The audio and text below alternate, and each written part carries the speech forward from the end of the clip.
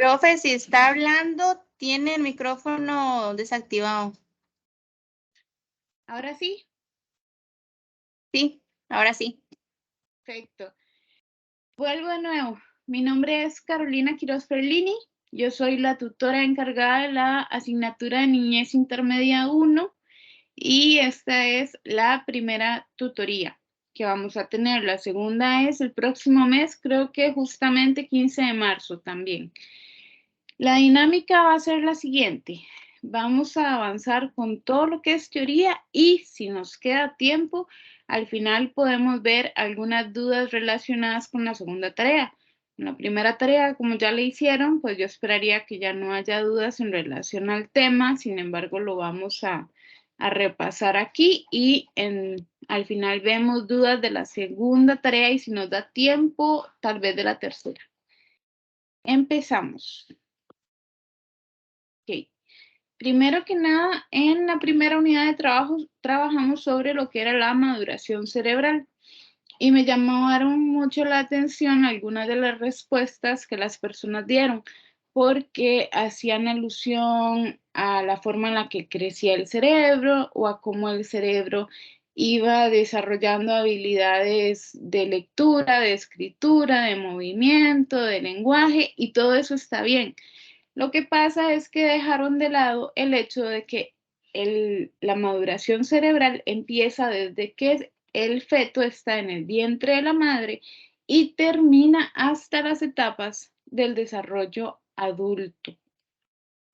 Porque justamente al hablar de un proceso de maduración, lo que estamos diciendo es que conforme el tiempo va transcurriendo, el cerebro va madurando estructuras importantes, mientras que otras las va dejando de lado porque dejan de tener importancia para la supervivencia del ser humano. Entonces, el cerebro pasa por grandes transformaciones durante todo su ciclo de vida, en especial en la etapa prenatal, es decir, mientras está en el vientre de la mamá y durante la primera infancia. Entre el primer año y los 3 años de edad, el cerebro crece de forma sumamente rápida y alcanza un tamaño muy similar al que vamos a tener nosotros ya en la etapa adulta. Su crecimiento y desarrollo son resultado, en este caso, de lo que es la genética, pero también de las experiencias del entorno. Entonces, no es lo mismo un niño o una niña que desde que nace ha sido estimulado que otro que simple y sencillamente lo dejan ahí. Cubren solo sus necesidades básicas, pero no buscan satisfacer más allá de estas. Las experiencias en estas etapas iniciales del desarrollo ejercen una gran influencia en la estructura y la función del cerebro. Y esto se refleja en la calidad de las habilidades sensoriales, emocionales, intelectuales, sociales, físicas y morales que tiene cada persona. Así es como muchas veces vemos que hay niños de la misma edad, pero algunos han alcanzado ciertos hitos del desarrollo con mucha más facilidad que otros. Tiene mucho que ver con el entorno. El cerebro se ve modificado también por experiencias traumáticas y eso es algo que ustedes como futuros docentes también tienen que tener en consideración. No es lo mismo un niño o una niña que ha crecido en su círculo cercano con su familia, mamá, papá, hermanos, tíos, y no se evidencia ningún tipo de maltrato o agresión a un niño que, por ejemplo, creció institucionalizado. Las experiencias a las cuales se expuso fueron muy diferentes y la atención que se le brindó también fue muy diferente. En neuroeducación o la neuroeducación nos posibilita comprender que estos mecanismos cerebrales subyacen al aprendizaje, a la memoria, al lenguaje, a los sistemas sensoriales y motores, a la atención, a las emociones, al comportamiento, entre muchos otros aspectos. Además, nos está ayudando a reconocer que hay factores de riesgo para el desarrollo cerebral, entre los cuales están la desnutrición, la exposición prolongada a emociones negativas que crezcan en un entorno en el que todo es negativo, todo es restrictivo, todo es no haga, no toque, no mueva, no, ¿verdad? A situaciones más físicas como una mala alimentación que puede generar anemia. Puede haber un alto nivel de estrés en el nivel a nivel de familia y eso influye directamente en la persona menor de edad y por ende también en su desarrollo cerebral. Puede haber maltrato físico y psicológico y también maltrato verbal. Y todas estas situaciones influyen directa e indirectamente en el desarrollo neurológico de la persona menor de edad. Esta información, cuando nosotros la conocemos, nos da posibilidades para reducir o evitar en la medida de lo posible factores de riesgo y factores estresantes dentro del salón de clases que en lugar de colaborar con que esta persona logre irse desarrollando de una forma más óptima, siga demostrando retrocesos. Hay investigaciones realizadas por la Child Trauma Academy que demuestran que las experiencias desfavorables durante la infancia, como la violencia familiar, la negligencia, el abuso sexual, el maltrato, e inclusive las enfermedades psiquiátricas en los papás, como la depresión, afectan de manera traumática a los niños. Y esto logra ejercer fuertes influencias en la salud mental de ellos en el momento presente y también a nivel futuro, provocando muchas veces una contención del desarrollo de su cerebro. O sea, su cerebro puede paralizar el proceso, ir más lento o incluso detenerse por completo.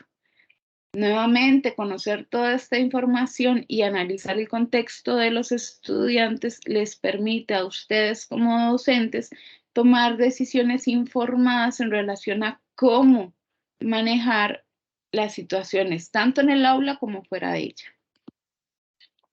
También otras investigaciones señalan que las experiencias físicas, sociales, emocionales, cognitivas y sensoriales. Sí. Profe, Es que, bueno, hable, compañera. es que vieras que las diapositivas no pasan. Pues sí es un problema. ¿En dónde se quedaron? Porque yo las estoy moviendo. En la portada. Sí, en la portada, profe. Ok, necesito que estas cosas me las avisen en el momento en el que empiezan a pasar. ¿Siguen viendo la portada? No, ya pasó a cerebral. Ok, bueno. Vamos a entonces a sacarlo del modo de presentación para que puedan ir viéndolas todas. Muy bien, estábamos que muchas investigaciones señalan que las experiencias físicas, sociales, emocionales, cognitivas y sensoriales a las que están expuestos niños y niñas son cruciales para el desarrollo de su organización neurológica y de su sistema nervioso, para que su cerebro pueda desarrollarse, y todas estas experiencias terminan dejando huellas para toda la vida. Yo me imagino que todos aquí deben de tener TikTok. No sé si de casualidad habrán topado con este video, pero hace tal vez una semana topé con el video de un caso de maltrato infantil sumamente severo en el que la familia dio a luz a una niña y a esta niña la mantuvieron encerrada durante 14 años en una habitación. No la dejaban salir para absolutamente nada. De hecho, que dentro de la habitación tenía una basenica para hacer sus necesidades básicas. Ahí comía, ahí dormía, no tenía acceso a ningún tipo de juguete y prácticamente la única persona con la que tenía contacto era con su padre biológico, que además era su agresor físico y sexual. Cuando las autoridades se dieron cuenta de esta situación, la niña ya tenía 14 años, tenía un fuerte nivel de desnutrición, no podía hablar, no tenía coordinación motora y prácticamente no había forma de que ella aprendiera absolutamente ninguna habilidad social ni cognitiva. A ese punto llegó el deterioro en su cerebro por todos los estímulos que no se le permitieron tener. O sea, ella no veía la luz del día, no conocía ni tenía contacto con otro ser humano que no fuera el que la estaba agrediendo. Y por ende llegó un momento en el que simple y sencillamente su desarrollo cerebral se detuvo. Este es un caso sumamente extremo de maltrato. En el país que yo sepa nunca lo hemos visto y a nivel mundial creo que es la primera vez que escucho sobre un caso similar. Sin embargo, es una forma en la que tengo de explicarles cómo el contexto y todas las situaciones sociales, emocionales, cognitivas y sensoriales influyen de manera tanto negativa como positiva en el desarrollo cerebral de la persona. Ok. Conocer cómo se da este proceso de desarrollo cerebral en la infancia nos ayuda a nosotros como docentes, o en este caso a ustedes, a entender cómo estimular a los niños y a las niñas y cómo trabajar con ellos a nivel de educación. ¿Por qué? Porque, por ejemplo, yo no puedo esperar que un niño de 2 años que apenas está adquiriendo algunas habilidades motoras básicas, agarre unas tijeras y me corte un círculo perfectamente, o sea, perfecto, ¿verdad? O sea, yo no lo puedo esperar. ¿Por qué? Porque su maduración cerebral aún no está lista para eso. O no puedo esperar que un niño de 3, 4 años regule sus emociones frente a la frustración por no tener un juguete que le gusta, porque su maduración cerebral todavía no ha llegado al punto en el que es capaz de regular la emoción llamada frustración. Si nosotros como adultos logramos comprender eso, también tenemos un manejo más adecuado del aula, de los estudiantes y en general de las situaciones que se dan ahí adentro. Y eso nos va a permitir a nosotros establecer herramientas y estrategias acordes a la edad maduracional y cerebral de los estudiantes.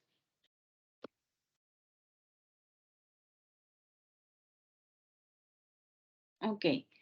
Podemos mencionar que mientras las estructuras cerebrales que controlan la visión son altamente funcionales en los primeros 6 meses de vida del infante, fibras nerviosas que controlan movimientos finos, por ejemplo, los de la mano, que influyen en la coordinación de ojo-mano, todavía están totalmente mielinizadas y es aproximadamente hasta los solo estarán totalmente mielinizadas aproximadamente a los 4 años de edad. Entonces, esto nos hace referencia a el ejemplo anterior. No podemos esperar que un niño menor de 4 años tenga una coordinación perfecta entre ojo y mano. ¿Por qué? Porque su estructura cerebral aún no está lista para eso. Una vez más, esto nos lleva a reflexionar en la estrecha relación que tiene que existir entre lo que son las neurociencias y la educación. Necesitamos comprender, tener las bases básicas sobre cómo funciona el cerebro, cómo madura el cerebro durante los primeros años de vida, para también poder hacer un diagnóstico a futuro, porque ustedes van a trabajar con niños y niñas en la edad intermedia, no trabajan con primera infancia. Pero si en edad intermedia evidencian que hay situaciones que ya deberían de estar resueltas, lo ideal sería irse a el pasado, a saber qué fue lo que pasó durante los primeros años del desarrollo de ese estudiante, qué cosas pudieron influir y qué estrategias pueden ustedes tomar en cuenta. Este proceso es complejo. Hay un tema de maduración del sistema nervioso central y del cerebro, y pasar por alto este desarrollo en ocasiones, o sea, en ocasiones no, pero nos va a generar grandes dificultades porque no vamos a entender cómo aproximarnos al niño o a la niña. El cerebro pasa por al, perdón,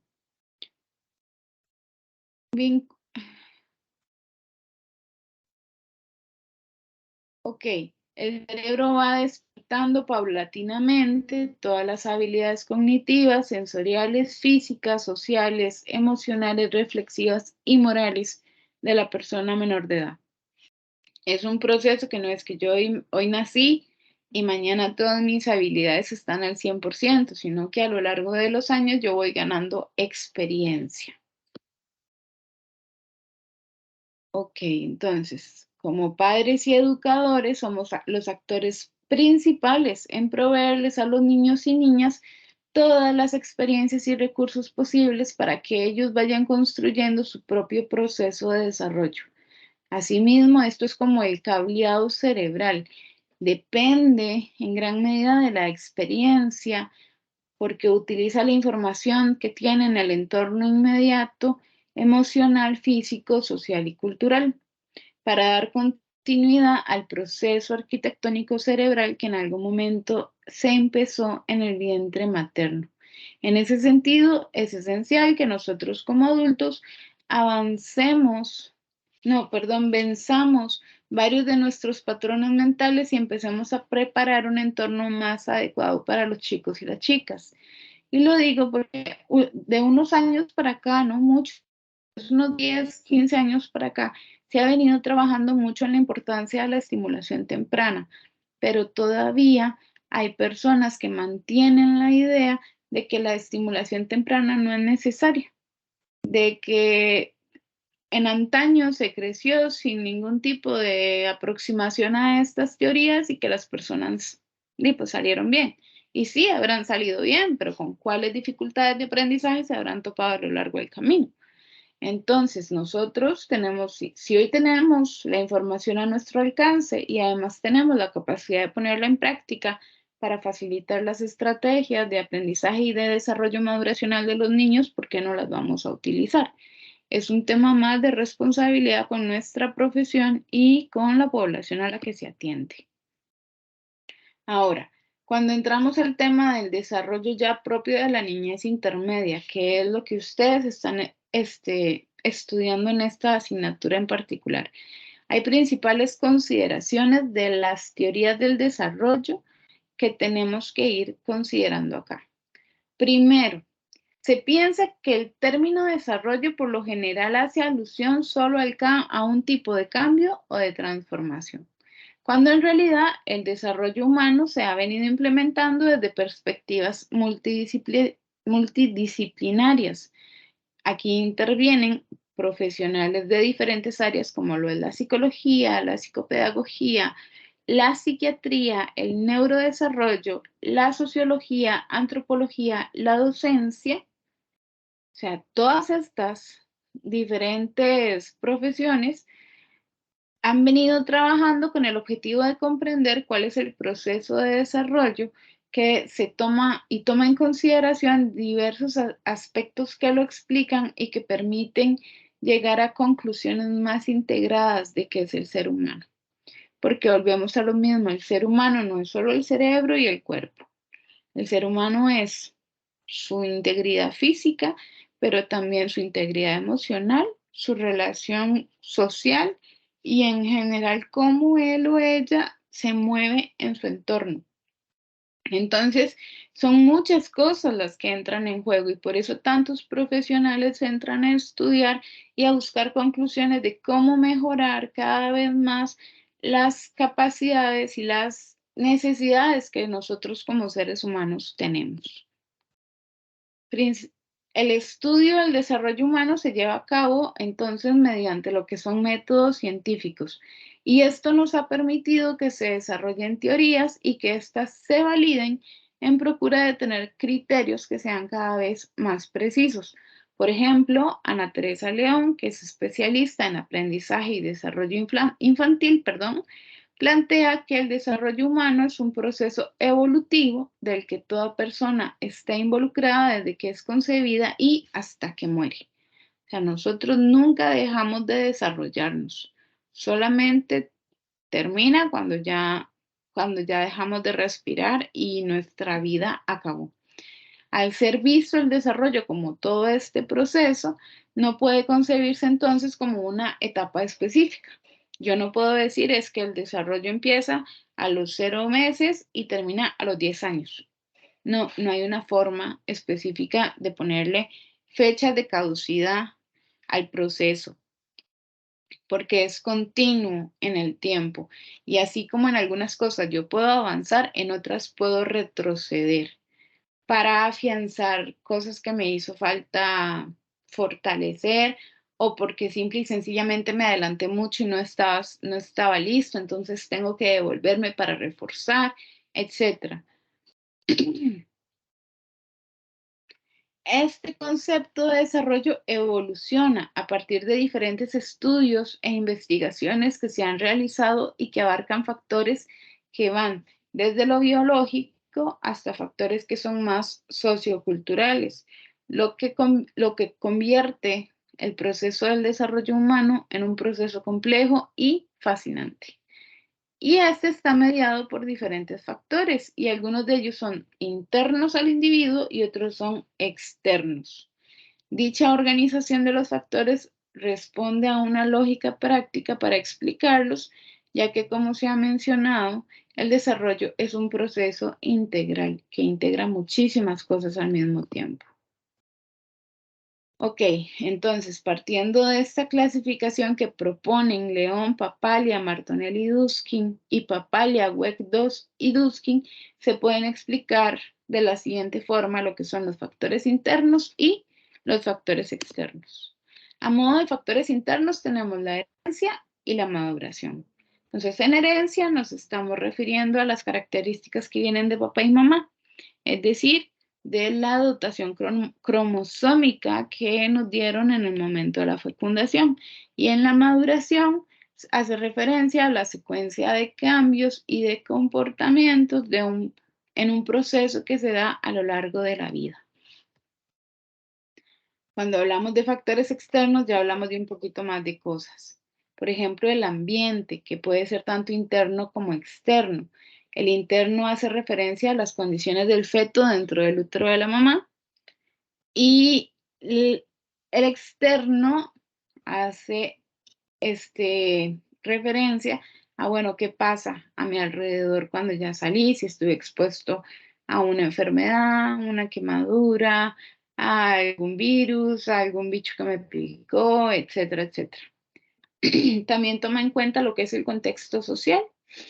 El contexto social donde nace cada niño o niña presenta características particulares. No es lo mismo nacer aquí en Costa Rica que nacer en China, nacer en India o nacer en Estados Unidos. La cultura permea a la persona de formas totalmente distintas. Y por otro lado también tenemos a lo que es la familia, que constituye el principal recurso para el cuidado y la atención de las personas menores de edad y también es la que va a ser la principal dotadora de estereotipos, de recursos, de hábitos, de normas, de roles, de un montón de cosas, ¿verdad? La familia es la primera transmisora de la cultura en la que estamos creciendo y desarrollándonos. También es importante que entendamos que el desarrollo es un proceso que es sistémico y es integral y que se haya influido por diferentes factores, donde intervienen la maduración biológica, pero también la experiencia.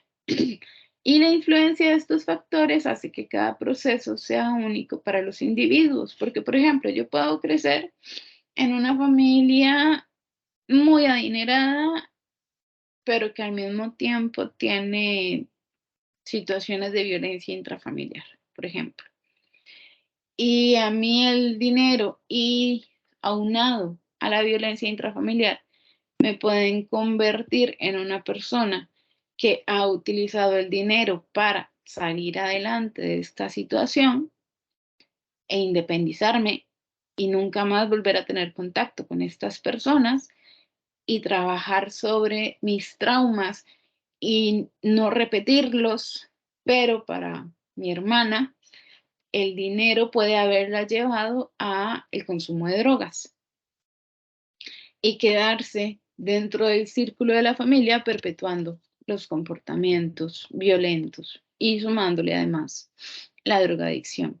Por eso es que el desarrollo en este sentido es tanto biológico, porque bueno, las dos tendríamos el mismo componente biológico, pero también experiencial, porque mientras yo decidí salir corriendo de ese entorno, ella por su experiencia, por la forma en la que recibió los estímulos que recibimos las dos, pero la forma en la que ella los recibió, decidió que su camino era la drogadicción para escapar del dolor que estaba sintiendo.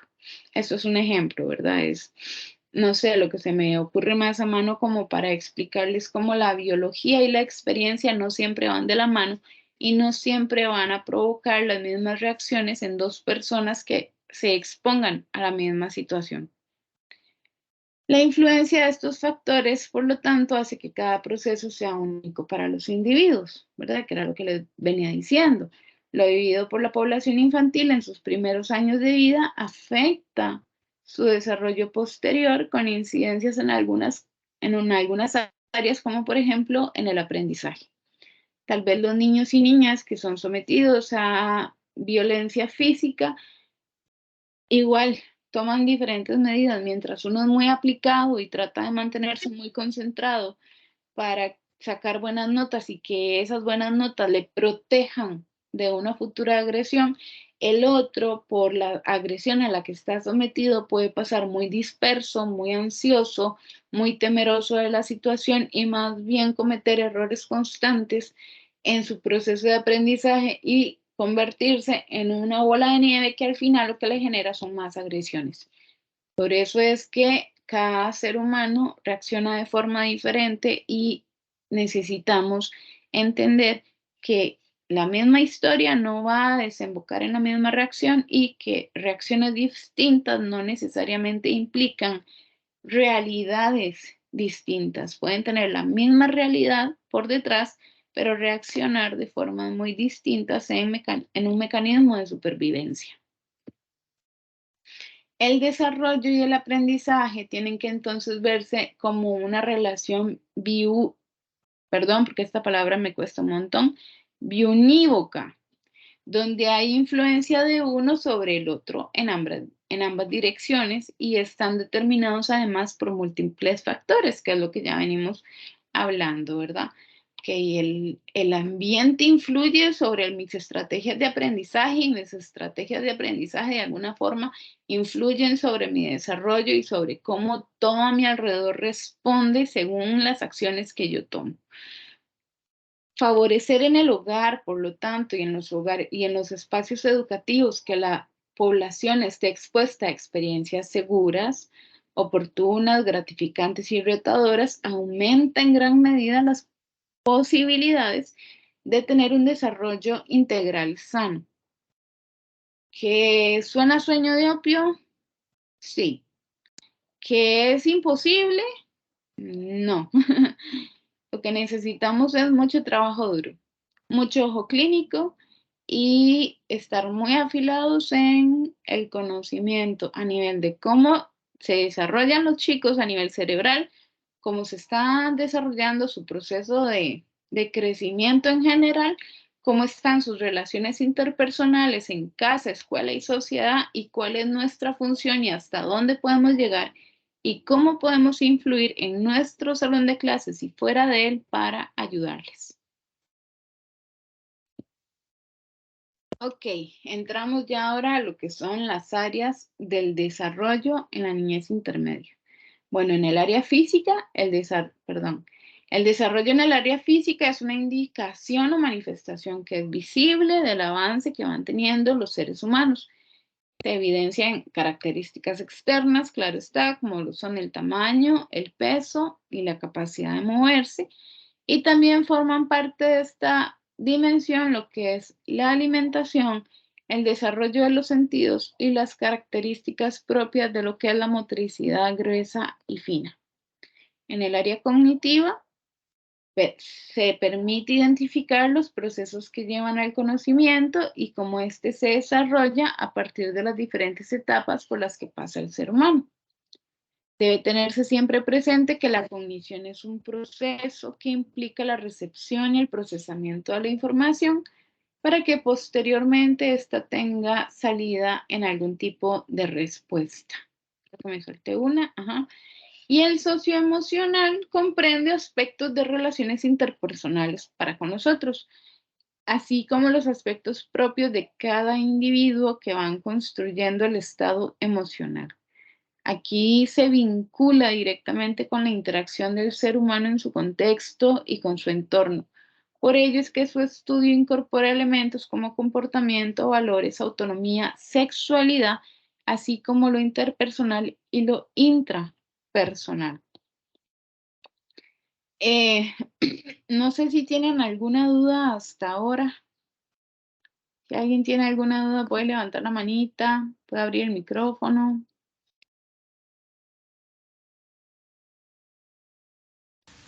No, profe, bueno, yo no. Ok. ¿Alguien con alguna pregunta? Ahí me disculpo, pero ando con la garganta muy afectada y me está costando mucho hablar. Profe, yo, de lo que está hablando ahorita es del capítulo 2. Del capítulo 2. Gracias. Con mucho gusto. Y eso fue una aclaración que se me olvidó hacerles al principio. Recuérdenme al final y les aclaro un tema en relación a la unidad didáctica. Pero vamos a continuar porque de verdad estoy con la garganta hecha leña, me da miedo no lograr terminar de darles la tutoría. Ok. Entramos a lo que son las teorías del desarrollo.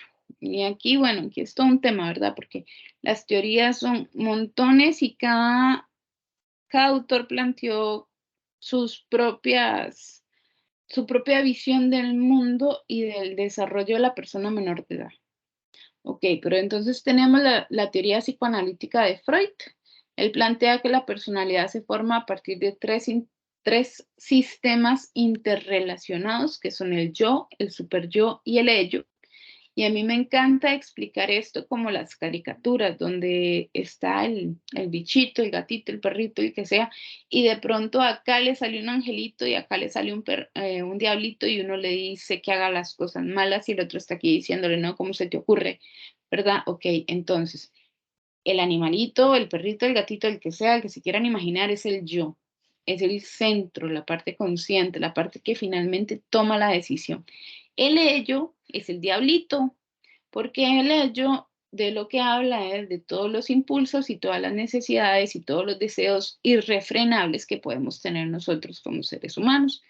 Y el super yo es esa conciencia crítica que se nos crea por ahí, ¿verdad? Toda la moral, toda la religión, todo esto está mal, ¿cómo se te ocurre? Eso no se hace. Toda la rigidez está aquí, toda la flexibilidad y que iba la vida loca está acá y el yo en el centro diciendo, oh, por Dios, tengo que tomar una decisión.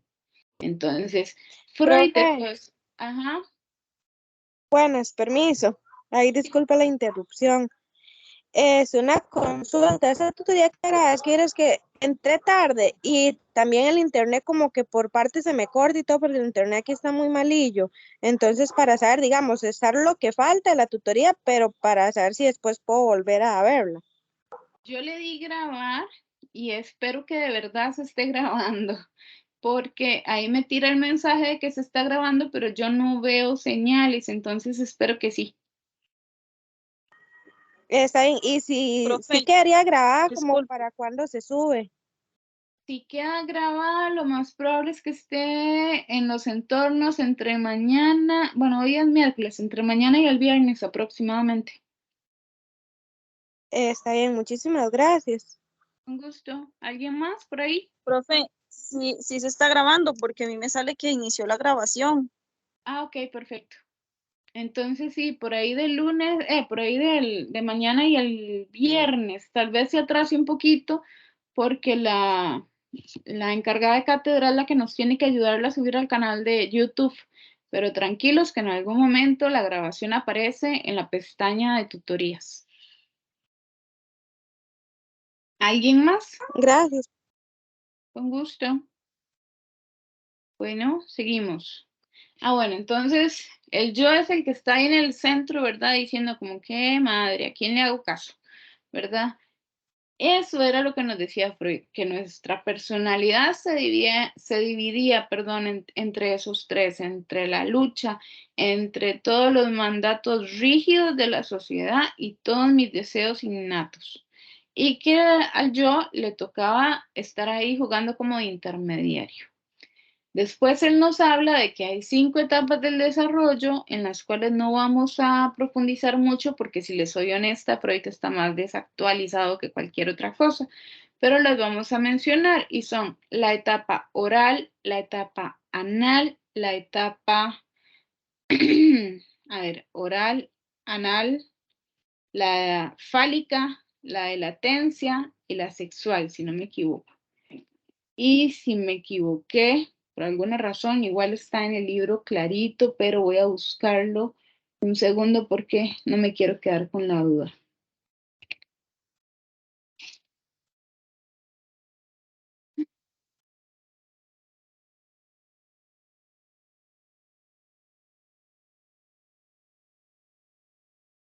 Un segundo y ya les cuento.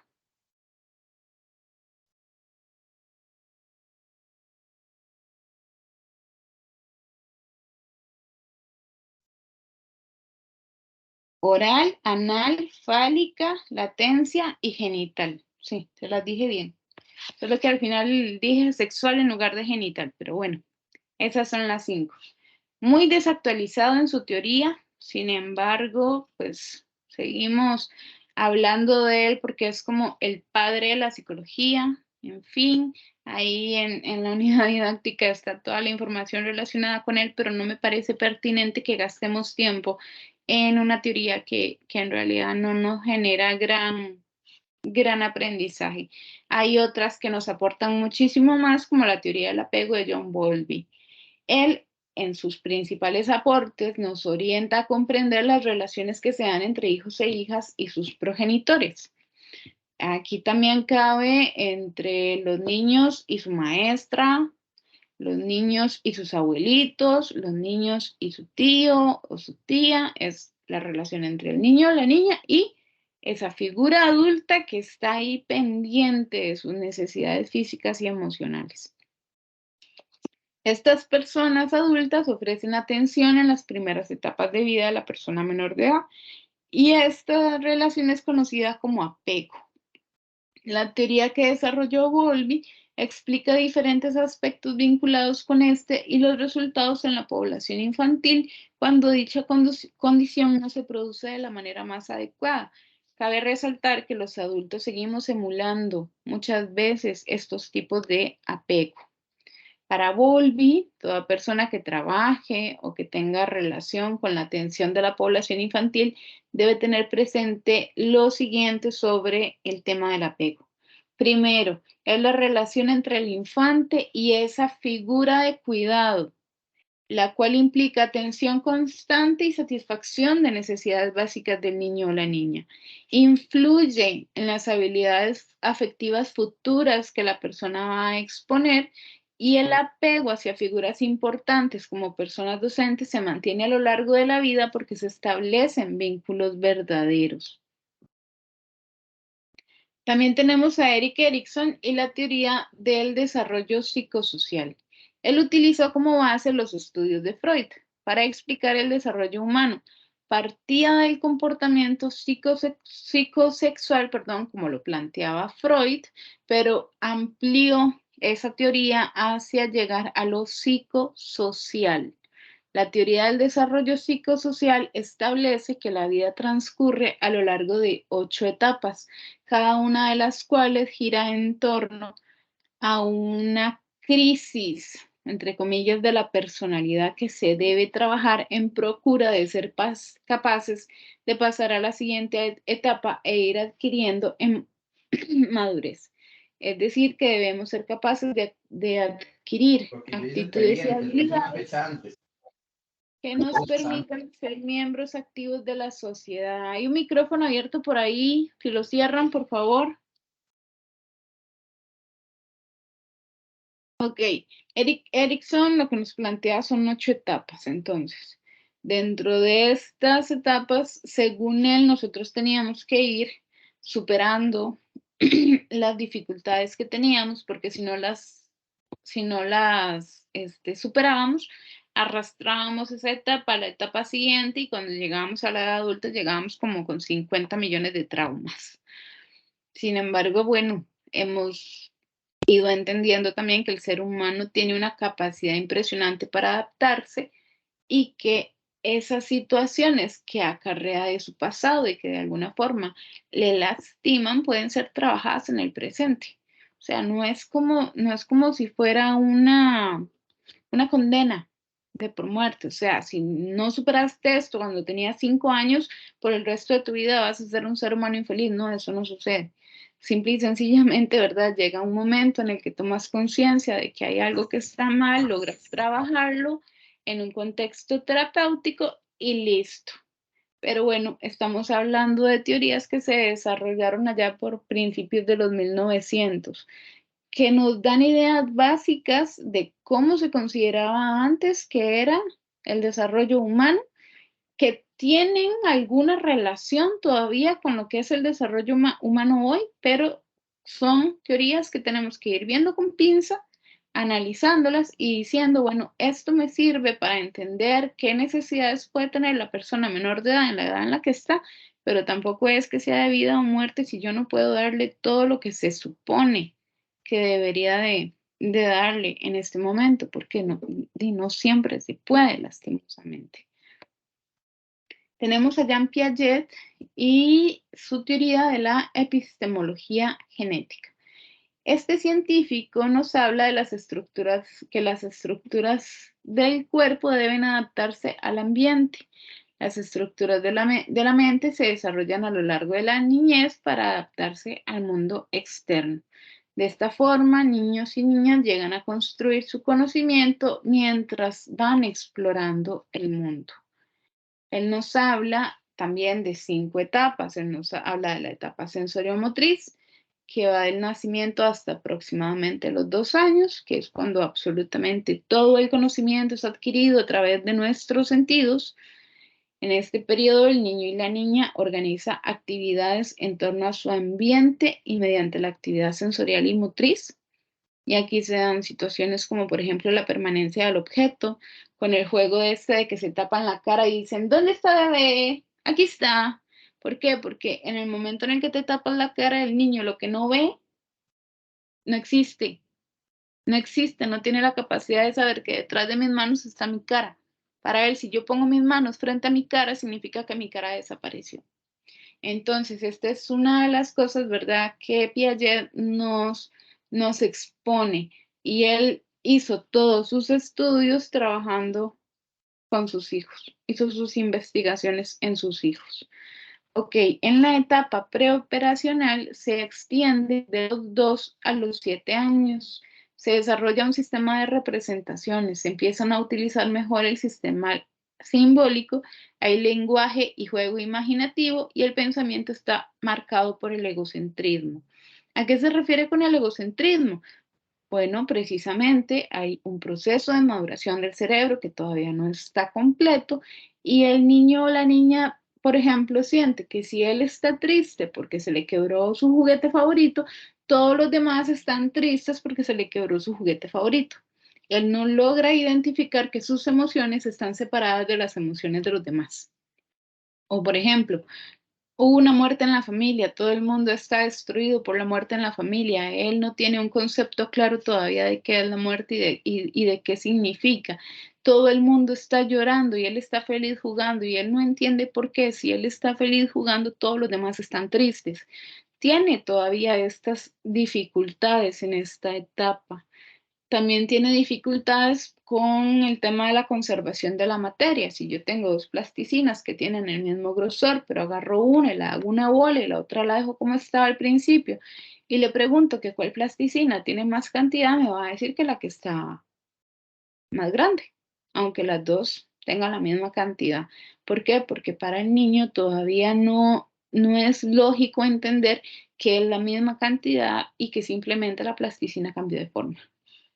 ¿Verdad? Entonces son situaciones, ¿verdad?, de maduración cerebral que ahí van poquito a poco los niños alcanzándolas, pero nuevamente, si nosotros comprendemos cómo funciona el cerebro del niño y de la niña, podemos entender por qué va a reaccionar ante ciertos problemas matemáticos, por ejemplo, de una forma y no de otra. Después tenemos la etapa de lo que son las operaciones concretas y aquí va abarcando de los 7 a los 11 años de edad aproximadamente. Y aquí pueden resolver problemas un poco más lógicos. Hay una comprensión de la conservación de los objetos, como lo que les decía ahora de la plasticina, y los pensamientos se relacionan más con el mundo real. Sin embargo, van a seguir necesitando de apoyos visuales para poder establecer algunas conexiones. Por ejemplo, si yo a un adolescente le digo que Marta es más alta que Julia y que Julia es más alta que Daniela y le pregunto quién es más alta de las tres, el adolescente me va a decir que Marta, sin necesidad de que yo se lo enseñe o se lo dibuje. Pero un niño que está en la etapa de las operaciones concretas no va a ser capaz de decírmelo a menos que tenga un apoyo visual. ¿Por qué? Porque todavía le cuesta extrapolar imaginar la situación, sacarla de su mente para imaginarla y hacer todo el diseño visual de lo que yo le estoy explicando.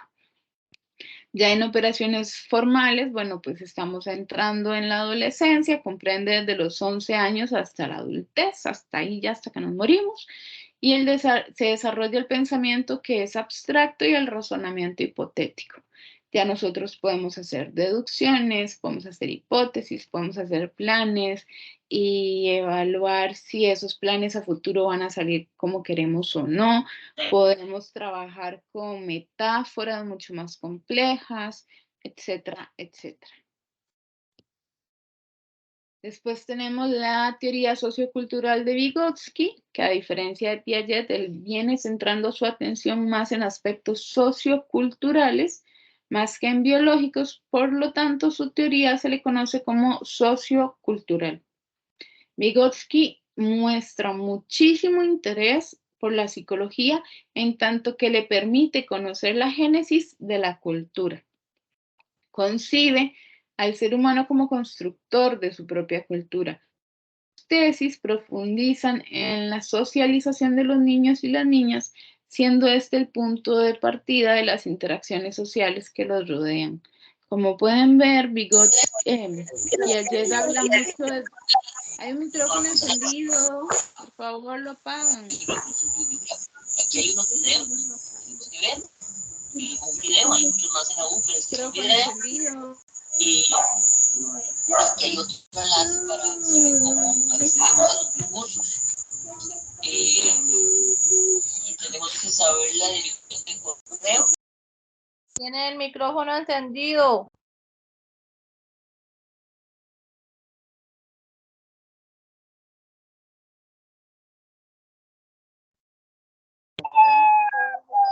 Profe, ¿tiene el silenciador? Piaget viene trabajando mucho desde el ser individual, pero a Vygotsky lo que le interesa es el ser en sociedad y cómo la sociedad permea al individuo y cómo el individuo permea a la sociedad. Entonces, uno de los aspectos más desarrollados de la teoría de Vygotsky en el ámbito educativo es el de la zona de desarrollo próximo, que se entiende como un desarrollo potencial o bien como la brecha entre lo que un infante puede hacer y no hace porque no está listo para realizarlo. Y aquí es muy importante que tomemos en consideración que la zona del desarrollo próximo no se establece solo con niños y niñas. Se establece con niños, se establece con adolescentes, inclusive se establece con adultos. Una zona de desarrollo próximo de nosotros, bueno, el estar llevando clases en línea. Tengo dificultades porque nunca he trabajado en la plataforma de Moodle, pero ahí estoy, probando, intentando, y en mi zona de desarrollo próximo se acerca mi tutor, mi tutora, y me explica, vea, usted tiene que ir y buscar tal flechita, o le manda un video y le dice, ve, este es el procedimiento, o le manda un PDF y le dice, siga las instrucciones. Esa es la zona de desarrollo próximo. Alguien más capaz que vos está llegando para acompañarte a que cruces al otro lado. Dentro de la docencia, llegan como docentes nuevos, no saben cómo manejar las listas, no saben, no sé, algún procedimiento específico de dirección. Un docente que lleva muchos más años que ustedes ahí va a acercarse a apoyarlos. ¿Por qué? Porque están a ese escalón de alcanzar ese desarrollo que necesitan.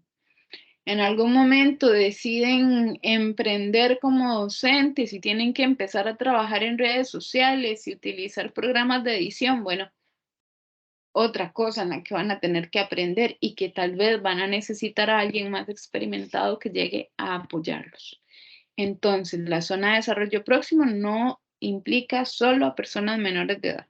Nos incluye a nosotros también como adultos. ¿Por qué? Porque es una teoría del aprendizaje y aprendemos absolutamente todos desde que nacemos hasta que nos morimos.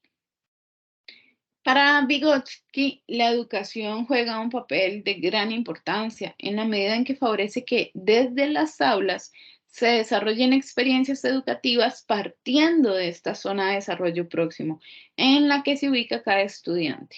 Dichas experiencias entonces tienen que considerar que el trabajo en la zona del desarrollo próximo implica la colaboración o el acompañamiento de alguna persona adulta, ya sean ustedes docentes, o de algún compañero o compañera más capaz en esa área del desarrollo de habilidades, ¿verdad? Después tenemos a Jerome Brunner y el desarrollo cognitivo. Para Brunner, el aprendizaje tiene su fundamento en los procesos mentales de categorización que realizan los individuos y mediante los cuales simplificamos la interacción con la realidad, precisamente por el agrupamiento de objetos, situaciones y conceptos. En este caso es necesario indicar que cada objeto tiene una serie de cualidades que van desde lo físico hasta aquellas asociaciones a su funcionamiento. Toda esta información es necesario que la ordenemos a partir de esquemas y organizarla en función de dichos objetos. A este proceso se le conoce como categorización. Entonces, un ejemplo de categorización es que una gran categoría sean los animales. Pero dentro de esa gran categoría podemos meter dos categorías más, los animales vertebrados y los animales invertebrados. Y dentro de los vertebrados podemos meter los que son mamíferos y los que son anfibios. No sé si los anfibios son vertebrados, pero bueno, estoy bateando, ya saben, ¿verdad? También otra categorización es los que tienen pelos y los que tienen plumas. Todos son animales, pero cada vez voy cerrando más la categoría. Y a eso es a lo que Brunner se refería, que nosotros cuando estamos aprendiendo vamos generando categorías para establecer conceptos e ir aprendiéndolos. Ok, finalmente. Estrategias pedagógicas para el desarrollo cognitivo. Los estudios demuestran que un 90% del cerebro de un niño se desarrolla en sus primeros años de vida. Estos son esenciales entonces para el desarrollo de eventos para su maduración. El trato amoroso, la estimulación de sus habilidades cognitivas, motoras y lingüísticas a través de juegos recreativos y la estimulación temprana son básicos para que niños y niñas obtengan todo su potencial. Es fundamental destacar que todo aquello que el niño y niña adquiera y aprenda durante su etapa escolar constituirá los cimientos de su formación, por lo tanto deben ser bases sólidas y fuertes. En los estudiantes también es importante que se desarrollen estrategias pedagógicas acordes con su edad escolar, para poder de esta manera alcanzar el objetivo de formación que el niño o la niña requiere, ¿verdad? Además, estas estrategias buscan desarrollar creatividad en los educandos dentro de los procesos de enseñanza y aprendizaje. Estas estrategias, además, se denominan toda acción que realiza un docente con el objetivo de facilitar el aprendizaje académico y contribuir de esta manera al desarrollo del alumno. A manera global, todo docente mantiene una línea de estrategia pedagógica que utiliza para lograr en los estudiantes un mejor aprendizaje.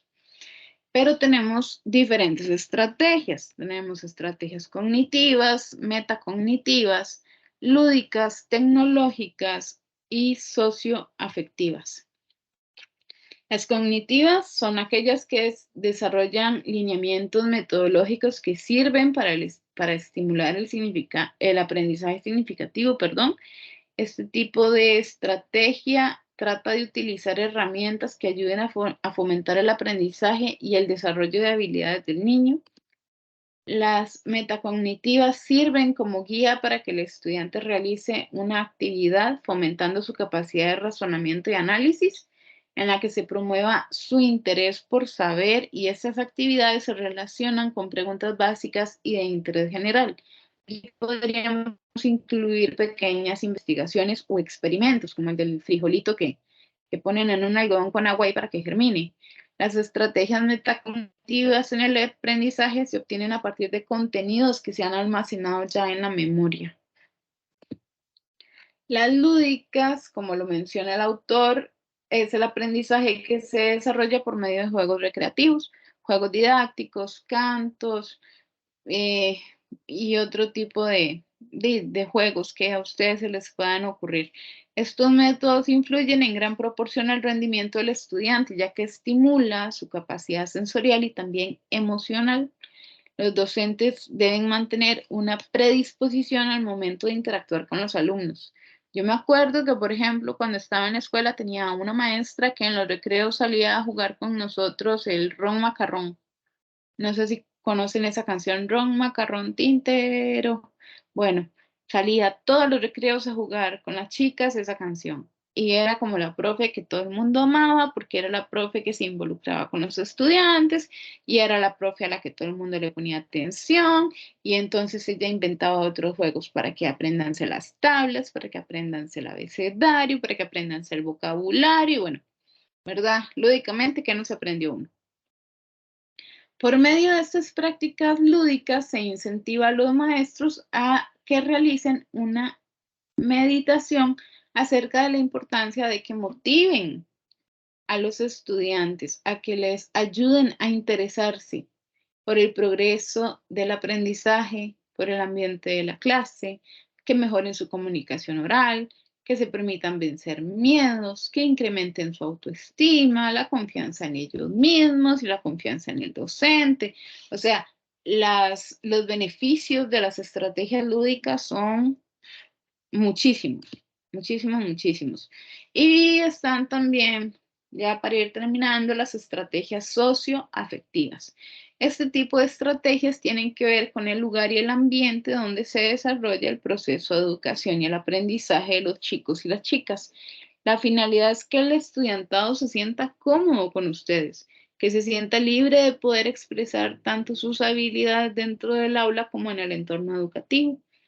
Y el profesor es el principal encargado de estimular sus conocimientos y de desarrollar sus aprendizajes.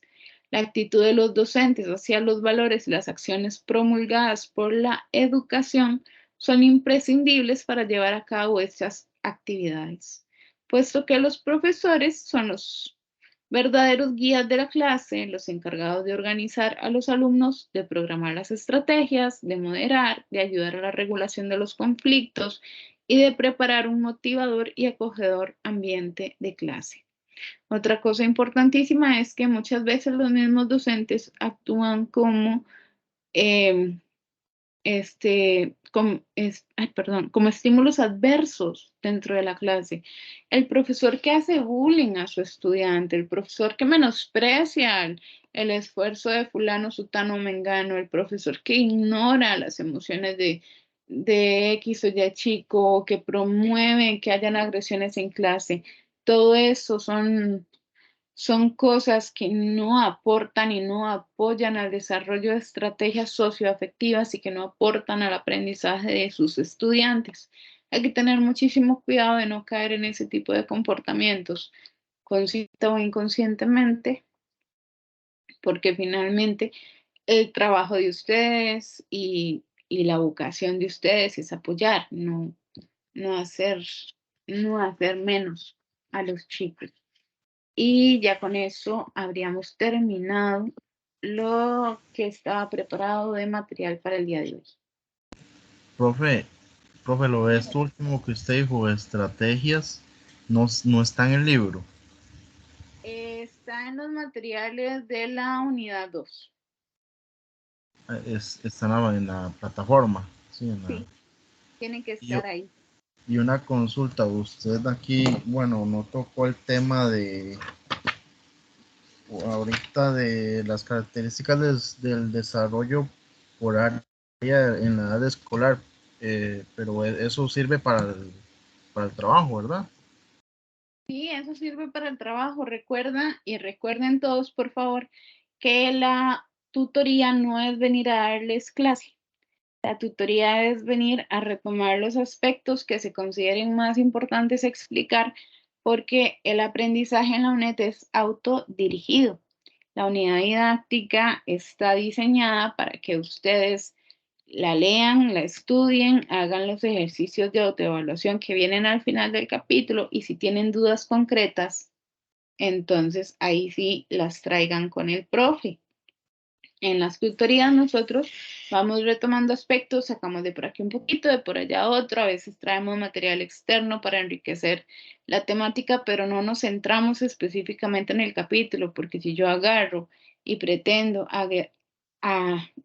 tomar los 3 recursos complementarios de la unidad 1 y abordarlos de pe a pa, más las 30 páginas de la unidad didáctica y retomar punto por punto, necesito 3, 4, 5 clases, como sucedería en una universidad regular, ¿verdad? No a distancia. Ustedes tienen el foro de dudas para dudas específicas sobre la materia y esto es un apoyo, ¿verdad? En donde nosotros tratamos de guiarlos con algunos aspectos. Igual si tenés dudas específicas y te las puedo aclarar yo ya, con mucho gusto, y si no, en el foro de dudas con tu profesora. No, o mejor si hablas sobre los trabajos, ahí tal vez uno tiene dudas. Ok. Me parece que el siguiente trabajo que tienen es el esquema. Sí, ¿Cierto? correcto. Ok, ¿Profe? ¿dudas sobre el esquema? Yo tengo una duda, pero es un poco general. ¿Lo puedo hacer en alguna plataforma diferente o tengo que hacerlo en Word o así, digamos?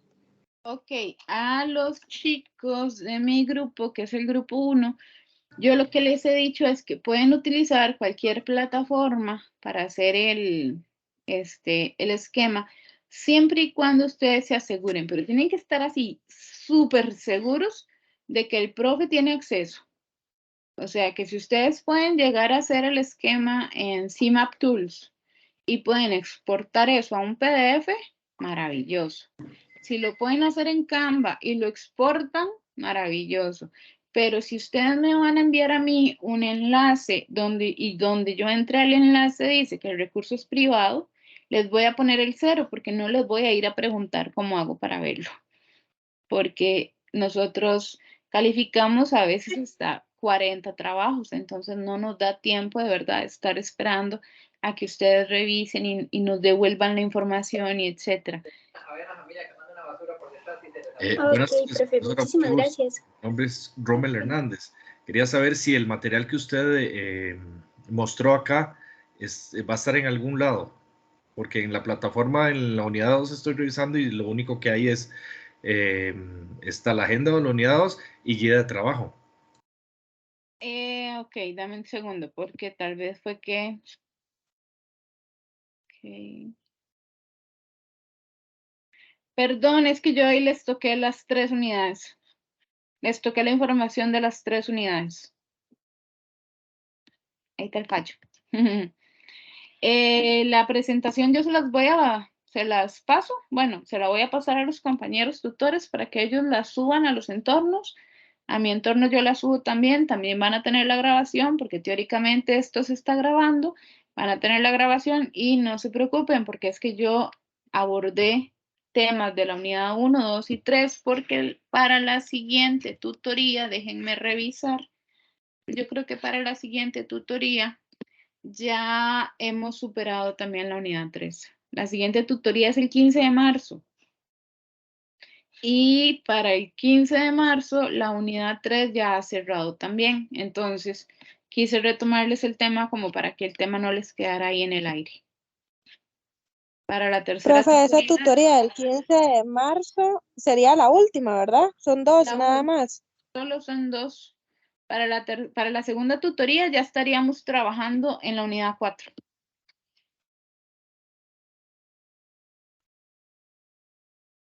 ¿Alguien más? Profe, yo tengo una duda. Ajá. Digamos, un esquema. En otra parte dice esquemas. Y hay unos que dicen que o es un esquema o son varios esquemas y dice que tiene que ser de 3 páginas a 5 páginas. Ese esquema que yo voy a hacer tiene que estar en 3 páginas, o digamos, eso es lo que no me queda como claro. Ok, déjenme revisar un toque.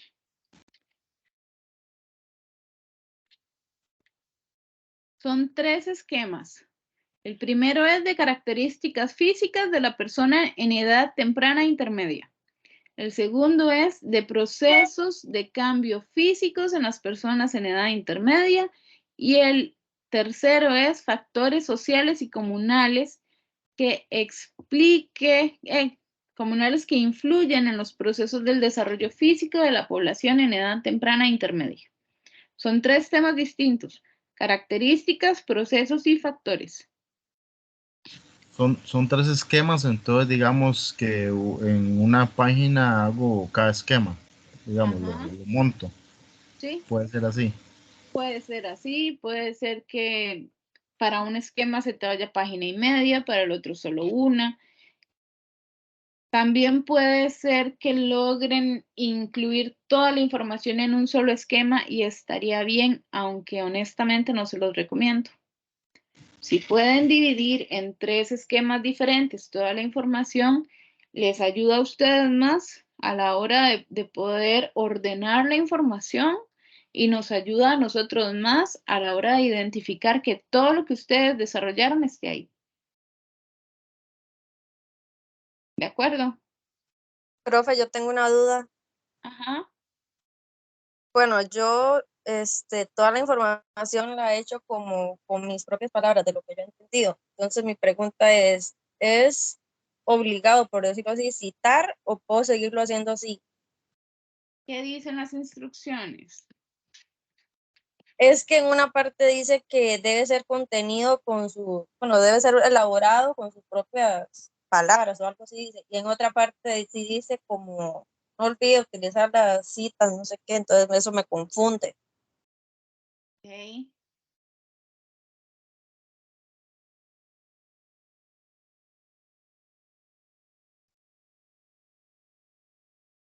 Ok, es que en las instrucciones específicas dice, para desarrollar su trabajo busque, adicional al material propio de la unidad de trabajo, una fuente de calidad teórica que enriquezca la temática de estudio. Espero que estén buscando esa fuente de calidad, ¿verdad? Porque no es solo el capítulo 2, también tienen que buscar una fuente. A ver, no olvide colocar citas y referencias de acuerdo al formato APA en 4ª edición, o sea, sí tienen que colocar citas. Debe darse una elaboración propia de los contenidos. Si requiere el uso de citas textuales o parafraseadas, debe hacer un uso adecuado de las normas APA.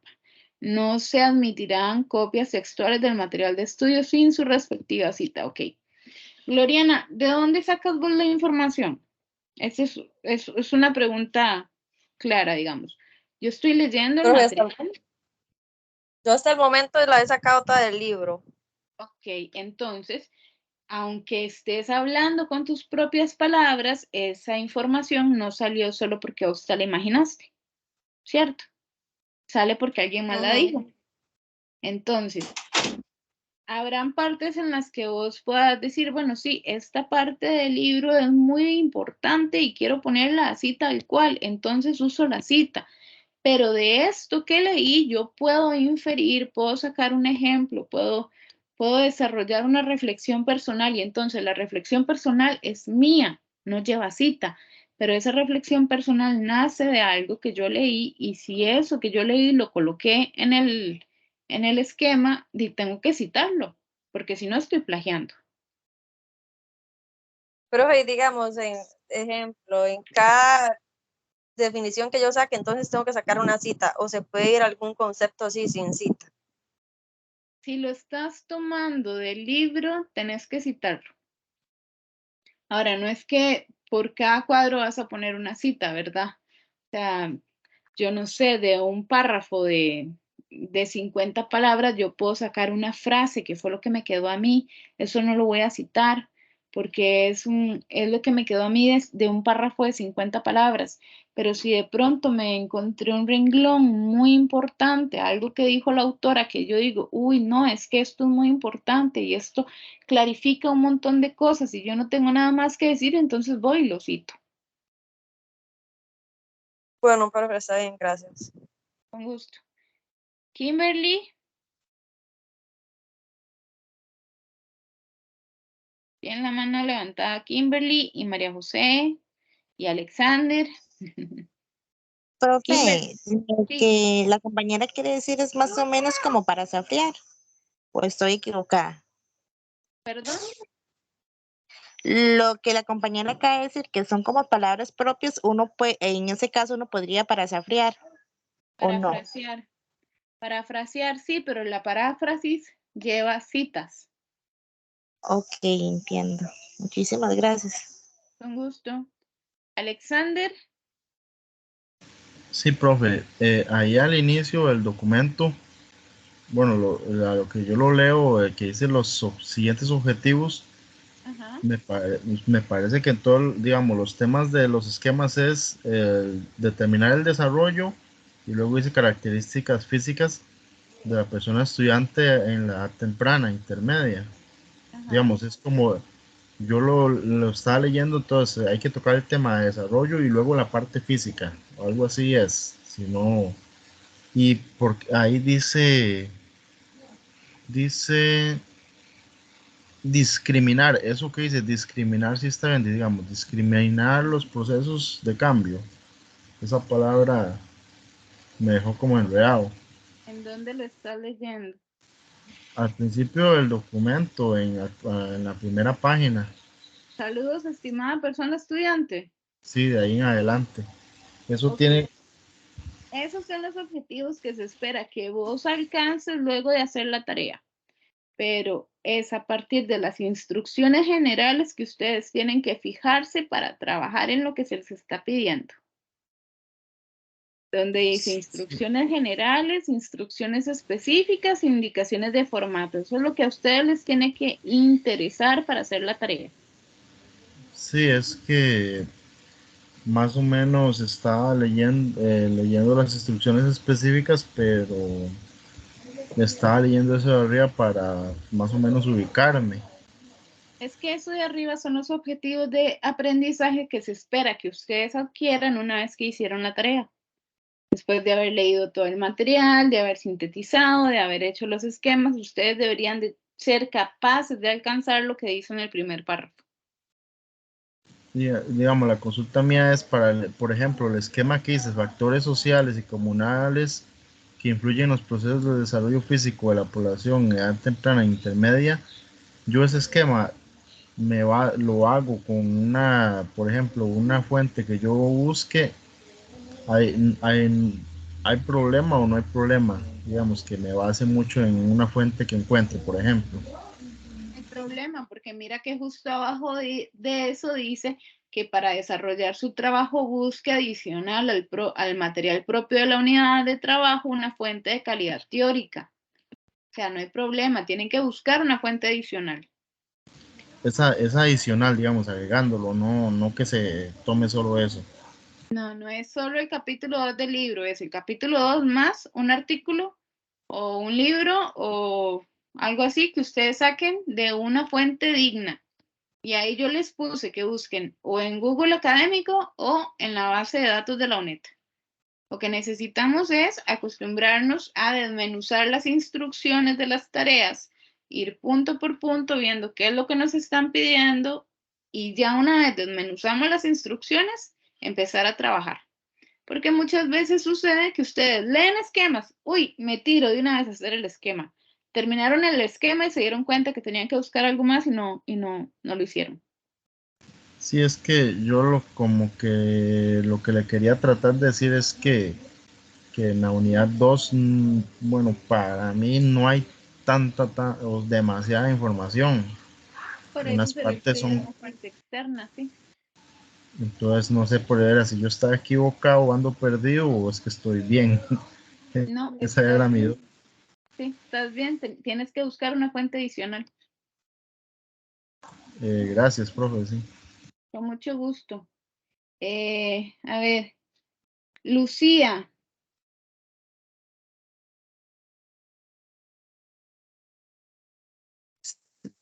Sí, profe. Dime. Ay, perdón, se me levantó la mano. Ay, disculpe, se me activó por error. Ok, no hay problema. Carla Vanessa. Sí, profe, verás que, bueno, mi consulta es básicamente con respecto al tema, porque, bueno, en la indicación número 5 dice, el esquema debe tener un nombre corto, interesante y atinante al tema. Entonces, digamos, como usted está diciendo ahorita que pueden ser 3 esquemas diferentes, el tema, digamos, lo puedo hacer con respecto, digamos, a los 3 temas que hay que tocar, que no sea el mismo, digamos, el punto que nos están dando como tal en las instrucciones específicas. Pueden ser 3 temas diferentes o puede ser un Ok. solo tema. Ok, está bien. Gracias. Con gusto. Alexander.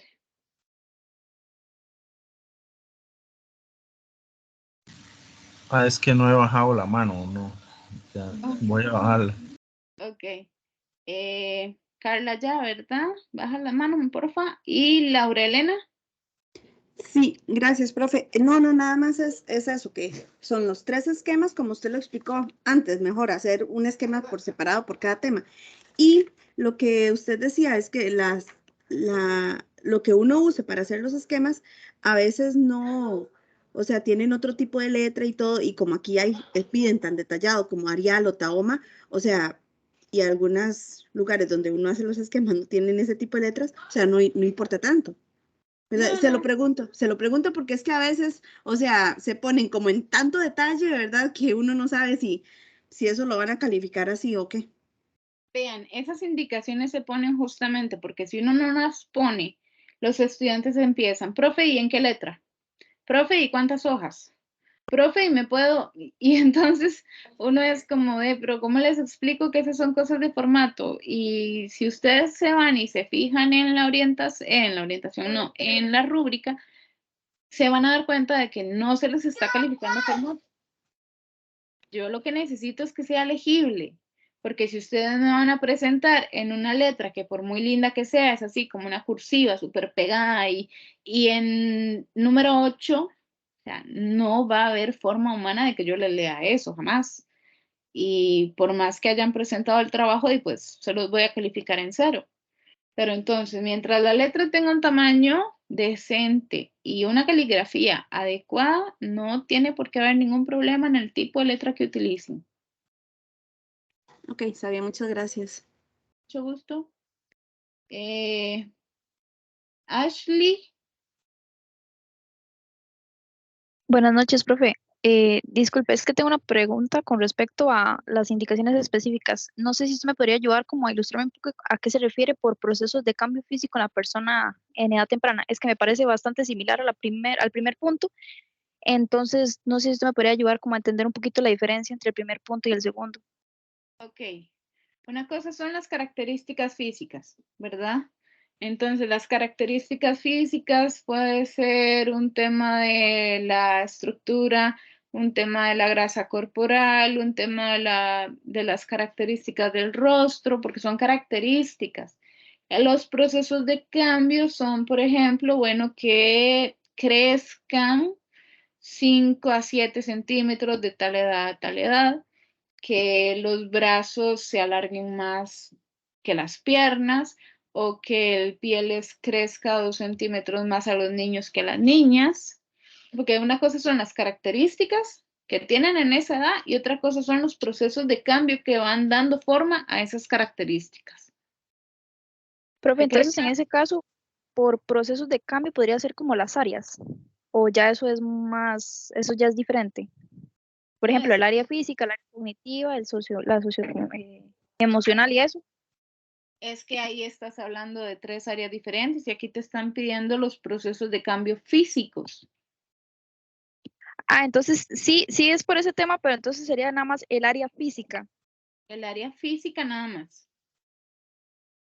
Ah, comprendo. Muchas gracias, profe. Con mucho gusto. María José, y ya con esta cerramos. Profe, ¿cómo está? Mi duda es con respecto a algo, bueno, a lo que es el título en la portada únicamente. Yo ya estoy haciendo los títulos correspondientes a cada esquema como tal, digamos, cada esquema lleva su título que le corresponde, pero la portada, ¿qué título le pondrías? ¿Sería como la parte de esquemas o qué le pondría? Porque salen 3, no sé qué en específico le puedo poner. Le puedes poner tarea 2 o le puedes poner esquemas. Así, nada más. Sí, nada más. Listo, gracias. Bueno, con mucho gusto. Bueno, chicos, chicas, yo creo que ya por hoy estamos. Igualmente recuerden que toda comunicación oficial es a través del foro de dudas, por ahí es por donde los profes contestan. Recuerden que somos muchos profes, yo atiendo solo el grupo 1 y los demás grupos los atenderán otros profesores. Entonces, nada más recuerden eso, siempre por el foro de dudas, para que los profes tengan ahí la oportunidad de acompañarles y guiarles como es debido. Nos vemos dentro de un mes aproximadamente. Que pasen muy bonita noche. Muchas gracias, buenas noches. Buenas noches. Buenas noches. Muchas gracias. Gracias, profe. Buenas noches. Buenas noches. Buenas noches.